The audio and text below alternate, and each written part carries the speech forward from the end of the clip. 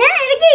Please ভাই মারে কইস না ভাই প্লিজ ভাই তুই এটা রাখ ভাই মারে কইস না প্লিজ আজকের মতো ধরে ছেড়ে দিলাম।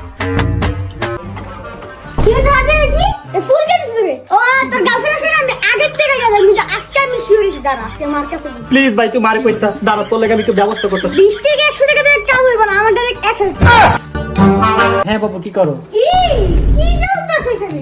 কালকে রাতে যে তুই রাত 1টা বাজে বাসায় এসেছিস এর কিন্তু আমি টের পাইছি। ভাই তুই আমার জীবন নিয়ে কি শুরু করছস প্লিজ ভাই তুই এই কথা কারণে কইস না প্লিজ তোর এই গাড়ি আর বাইক এগুলো সব আজকে থেকে আমার এগুলো কথা তুই ভুলে আজ যদি তুই এগুলো আবদার করস তাহলে মার কাছে সব আমি ফাঁস করে দেব।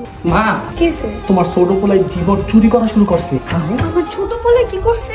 মা দেখো কার গাড়ি চুরি করে লইছে মা কি রে ওই আর মানি ব্যাগ দেখো মা আরে মার দাও মা আরো চোর হয়ে গেছে মা